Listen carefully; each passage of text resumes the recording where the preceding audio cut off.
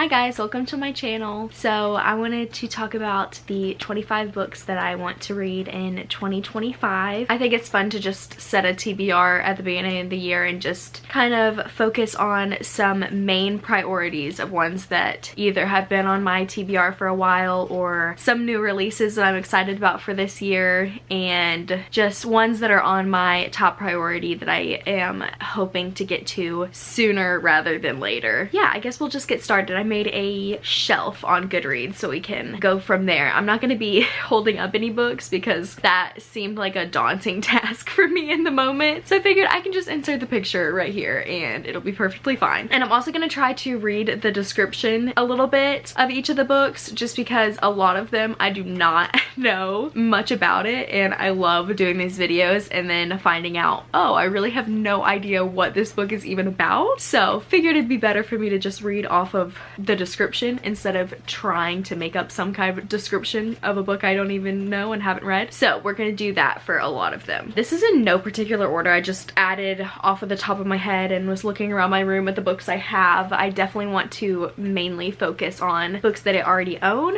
but also throw in a couple that I don't own yet just for fun. So speaking of one that I don't own, it's not out yet. It's Accomplice to the Villain, and Assistant to the Villain and Apprentice to the Villain were two of my favorite books from 2024, so it is definitely highly anticipated book of this year. I guess I'll just tell you what Assistant to the Villain is about because this is obviously the third in the series, so I don't want to spoil anything. But Assistant to the Villain basically follows this assistant that deals with this villain of their town, and so she's like this bubbly, happy person, and she assists this really mean villain and all of their antics that they get up to. It was so good. I realized how much I loved like cozy fantasy when I read that. It literally opened my eyes to a whole new genre. I was like, this is this kind of stuff that I like. I like that it had a deeper message to it than just what was on the surface, but still came across as such a just fun and lighthearted read. So Accomplice to the Villain, which I also love the cover of this book, but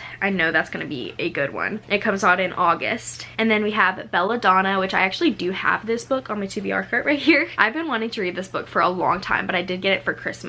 So I definitely want to read it soon. Let's read a little bit about this one. So I know it's like a gothic fantasy type of book. Gothic infused world of wealth, desire, and betrayal. Orphaned as a baby, 19-year-old Zigna has been raised by a string of guardians, each one more interested in her wealth than her well-being, and each has met an untimely end. Her remaining relatives are the elusive Hawthorns, an eccentric family living at the Thorn Grove, an estate both glittering and gloomy. Its patriarch mourns his late wife through wild parties, while his son grapples for control of the family's waning reputation, and his daughter suffers from a mysterious illness. And I heard that there's like death in this, like death is like a character, which I don't know how I'm gonna feel about that. I don't know if that's gonna be a little weird, because I think that was kind of like something that people said that it was a little odd that death was a character but not like an actual person. But we will see. We'll see how it goes. I like the vibes it's giving though. And then we have the Hunger Games, which the fact that I can't even really tell you what the Hunger Games is about says something. I did watch the Hunger Games when I was younger, when they first came out. I don't really remember too much about it. Obviously there's the games. I want to do the same thing that I did with Harry Potter, where I read a book and then watch the movie that goes with it, and so on and so forth, because I really enjoyed that experience. So I want to do that again with the Hunger Games. Okay, then we have The Kingdom of the Wicked, which I've heard a lot of good things about. Let's see what this one's about. Two sisters, one brutal murder.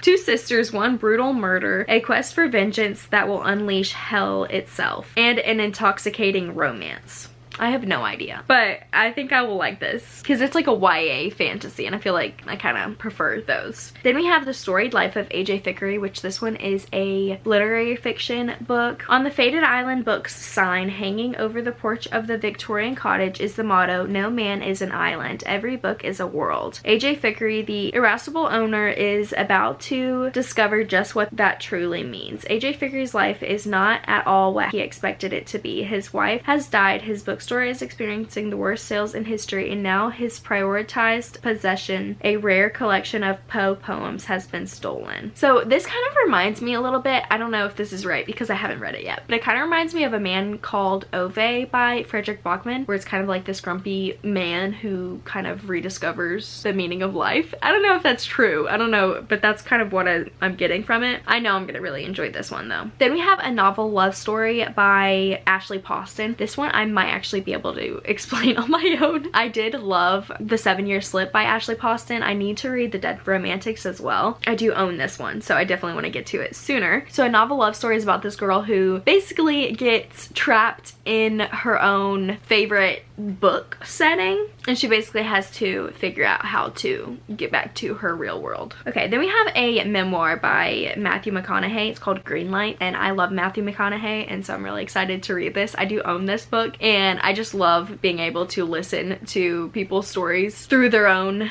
voice, I guess. So I'm probably gonna listen to this book. I know it'll be really good because he's so entertaining. Okay, and then we have the second book of Beartown by Frederick Bachman. So this one is Us Against You, and the first one basically follows this hockey team in this small town called Beartown. Well, it follows everybody in the town, but the overall story is about this hockey team and them trying to win the championship so they can kind of like put their town on the map. So everybody is counting on them to win this hockey tournament. Sounds so simple and so mundane, but it is probably the saddest book that I have ever read. With that being said, the characters feel so real that I am very excited to read the next book soon because I miss these characters. So I read Half a Soul by Olivia Atwater at the end of the year last year, and I want to continue that series because that was one of my 5-star reads. I loved that book, and so I want to read the second one, which is 10,000 Stitches. I'll tell you what Half a Soul is about so that I'm not spoiling anything for the second one, even though I think they're interconnected standalones. But Half a Soul basically followed this girl, Theodora, I think her name is, which she goes by Dora, and she has half a soul, and it's like Regency era, which is so amazing. I love that so much. Her and her cousin go to London for the wedding season. I don't know what it's called, but basically so that her cousin can find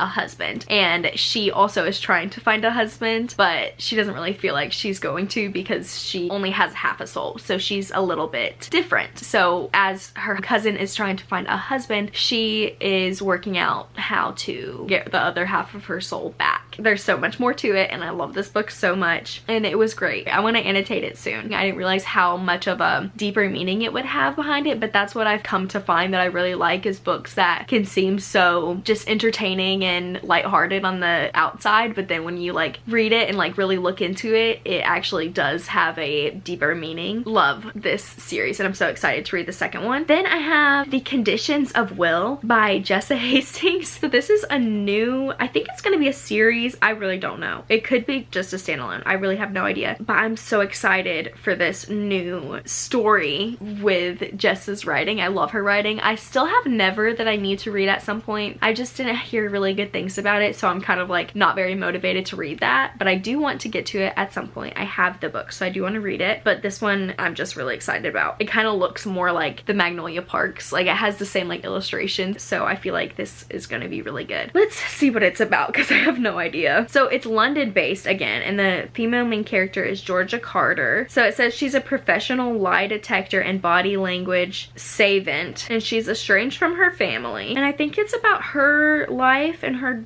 drama with her family and everything, and a romance between her and her brother's AA sponsor. I think it's gonna be really good. I like that there's like different aspects to it, like her family's situations and then her romance and everything, and it's set in London. I'm excited about it. I love Jessa Hastings' writing. So then we have The Spell Shop by Sarah Beth Durst. Since I have been reading like more kind of cozy fantasies, I wanted to give this one a shot because I loved Half a Soul and Assistant to the Villain, so I figured maybe The Spell Shop would be kind of similar. So it says, a lush cottagecore tale full of stolen spell books, unexpected friendships, sweet jams, and even sweeter love. Short and sweet, and I think it'll be really cute. On a whole different note, we have Anatomy, a love story, which this is a duology and I definitely want to read both of them. This basically follows this girl who is in a time where women aren't really accepted in certain fields, just jobs in general. She wants to be a surgeon, so she enlists this guy to help her retrieve dead bodies, and she wants him to retrieve the dead bodies so that she can study them. Apparently there's a mystery that kind of comes up when she starts studying these bodies. I don't know, but that is definitely a completely different vibe than the last book. This one is one that has been highly talked about, and so I'm so excited to read about it, and that is The Ministry of Time by Kellyanne Bradley. I've heard so much about this book and I think it's gonna be really good. I think I'm really gonna like it. It says a time travel romance, a spy thriller, a workplace comedy, and an ingenious exploration of the nature of power and the potential for love to change it all. And we'll leave it at that, but I think that I'm really gonna like this book. It seems like it has so many different aspects to it, which I like when there's layers to a book. So this is the third in, I don't even know what the series is called, Part of Your World series by Abby Jimenez, just for the summer. I bought this book when it first came out in the summertime. Definitely gonna be saving it for when it gets a little bit warmer outside. We're still chilly over here. I'm having my heated blanket on me right now. I'm cold. I love her romance books because I'm not the biggest romance fan, but I like when there's some other aspect to it other than the romance, and she always has some sort of like representation that she discusses throughout the story. I have no idea what this one is about, to be honest. Oh yes.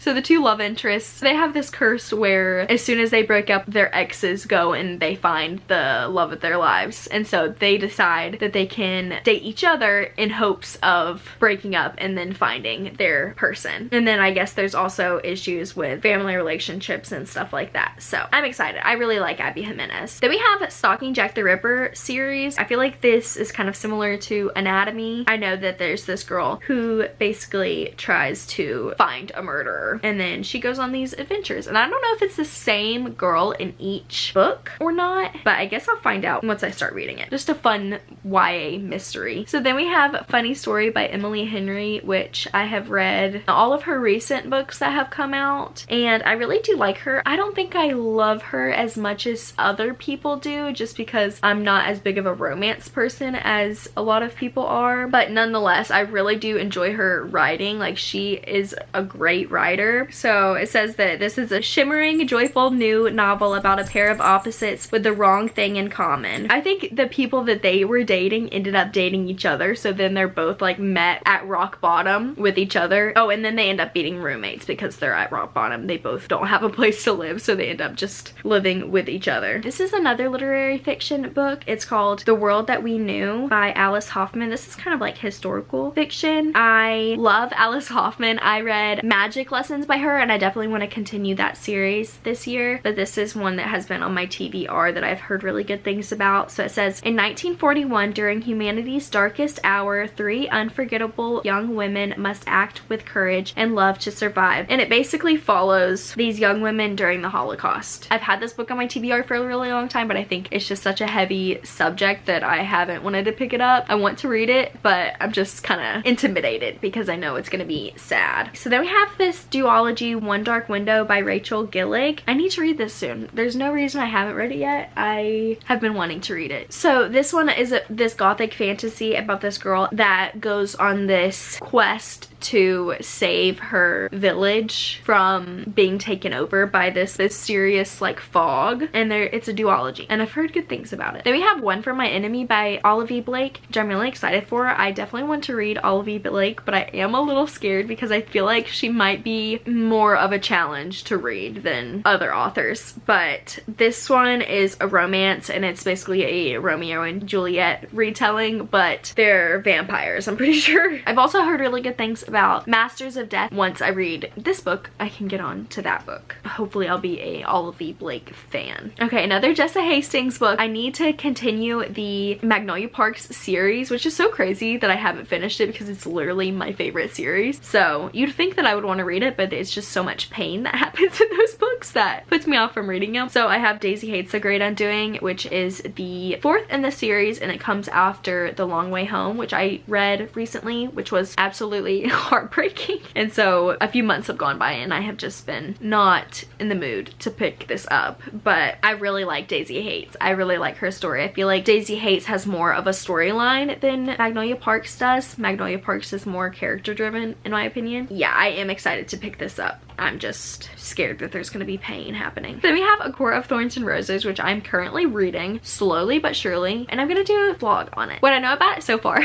is that there's this girl, Feyre. She's in the woods trying to kill a deer for her family to eat, and she stumbles upon this wolf that's also there to kill the deer. So she kills the wolf. Turns out the wolf was a fairy. The fairy people come for her and take her away for killing the fairy. And that's all I know. This first one's supposed to be a Beauty and the Beast retelling, I think, too. But I know that it kind of like strays away from that. I really have no idea where this series is gonna go. I'm excited to find out, but I need to get more into it. I'm only like 50 pages in right now. And one author that I really love is Taylor Jenkins Reid. I've read a few of her books. I've read Malibu Rising, Carrie Soto is Back, Seven Husbands of Evelyn Hugo, and Daisy Jones and the Six. 3 out of 4 of those were 5-star reads for me. The only one that wasn't was Malibu Rising, but the rest of them I loved so much, so I took it upon myself. I need to read more Taylor Jenkins Reid books. So I have One True Loves by Taylor Jenkins Reid on here. So this one basically follows this lady who marries her high school sweetheart, and then later on the man gets into a helicopter accident and is not found for years and years and years, is presumed dead. So she ends up getting engaged to this other man years after her husband is presumed dead, and then her husband shows up. So then she has to decide which one she wants to be with. I'm kind of scared that's gonna be sad. I don't want it to be sad. I'm excited to read more Taylor Jenkins Reid. Then one that I know is gonna be sad is Just Last Night by Vari McFarlane. I know Haley Pham loves this author, so I'm so excited to finally see what she's all about. But I know this one's sad because it's basically dealing with grief. Something happens that's tragic, and her and one of her other friends kind of ends up bonding over that. And yeah, I think it is just gonna be heavy about grief and everything, but I am curious to see her writing and if I like it. So the last book that I have on my 25 books to read in 2025 is Gone Girl by Gillian Flynn. I have had this book on my TBR for so long. I've been wanting to read this book for years and years, and there's really no reason for me not to have read it by now because I love mystery thriller books so much. So I need to read this. I don't even really know what this book is about. I'm glad that I haven't had any spoilers over the years that this book has been out and the movie has come out. So it says, who are you? What have we done to each other? These are the questions Nick Dunn finds himself asking on the morning of his 5th wedding anniversary when his wife suddenly disappears. The police suspect Nick. Amy's friends reveal that she was afraid of him, that she kept secrets from him. He swears it isn't true. A police examination of his computer shows strange searches. He says they weren't made by him. And then there are the persistent calls on his mobile phone. So what did happen to Nick's beautiful wife? That sounds really good, and I'm so excited because then I can watch the movie after. Those are all of the books that I want to read this year, or all of the books on my TBR, and I want to read 50 books this year. That's my goal, so this is half of that. So if I can get through a lot of these books, I'll be very happy, because I know throughout the year I'm gonna have different interests and different books that are catching my eye. So if I get through a lot of these books, I'll be mission accomplished. So I hope you guys enjoyed this video. If you did, like and subscribe, and I'll see you guys next time. Bye!